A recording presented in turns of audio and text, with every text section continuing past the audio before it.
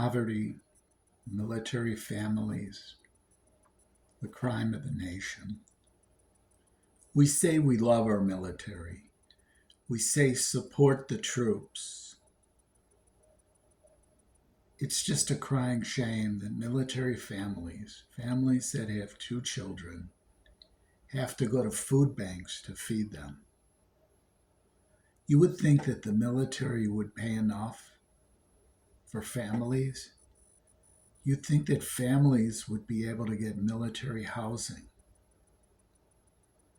Most military families cannot get housing. Most of them have to pay exorbitant rents. And remember, people get transferred from place to place, which means it's hard unless you're stationed somewhere for 5, 10 years to even think about buying a house. If you're being transferred from place to place, you really don't receive any money in the military unless you move up in the ranks. You know, and how many colonels, how many generals do you have? I mean, even how many sergeants? Think about that. And for a family, they have to go to food banks when their spouse may be sent to a war zone and die, adding stress. It's just not right. It's not right at all. Now let's talk about the fact that the money that's in the budget for the military is over 50% of taxes. And of that money, the military can't even account for 50% of it. I know there's black ops things that go on that are off the books, but not that much. Where's the money going? And let's talk about the fact that, like Raytheon, Lockheed, a lot of the things that they develop for the military are overpriced.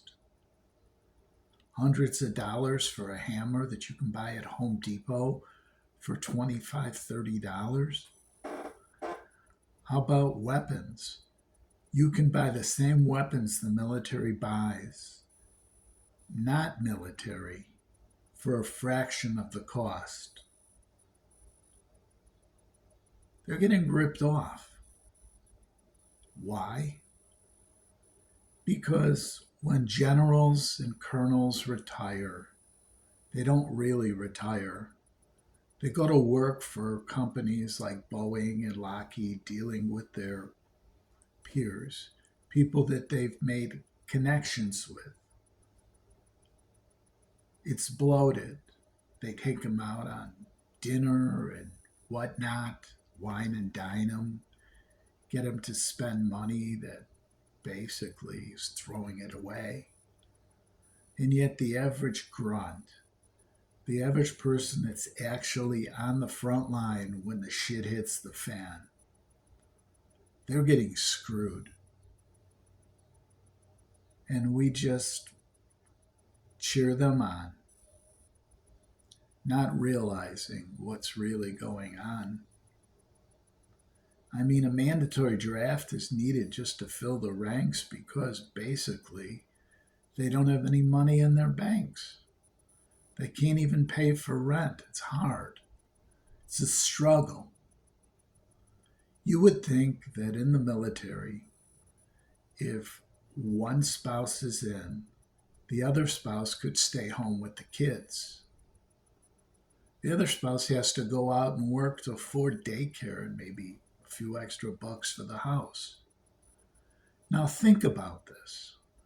With all the waste in the military, why can't the military do something for families? Why not have daycare on the base? Hire the spouses of military members. to be trained and run the daycare. It's a win-win situation. Who knows better what it's like for a member of the family to be deployed to explain it to the children than someone who's going through it? Not some daycare person who has never had the experience. Put money back into the family's pockets. And here's another thought. I know there are PXs, but why not free stores? Not all goods.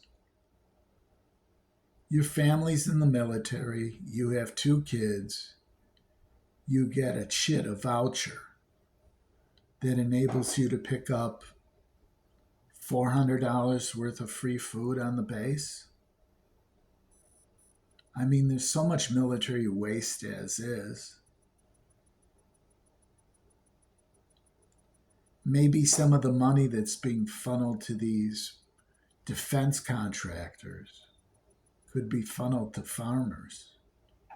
Some of the waste that the defense contractors have be cut off and used to help our military men and women, our military families. I don't know. Does that sound crazy to you, that we take care of the military? That we ensure that the children of military members not go hungry? That we make it easier for the families, that they don't have the shame of going to a food bank? And these military food banks that military men and women go to get food for their family, they all run out of food before everyone has been served. So it's a first come, first served thing. So maybe the spouse has to go there 2-3 days a week just to ensure to get enough food for 1 week. Because maybe she didn't get it on Monday, but she hits it on Wednesday or maybe on Friday. It's all bullshit. Plain and simple.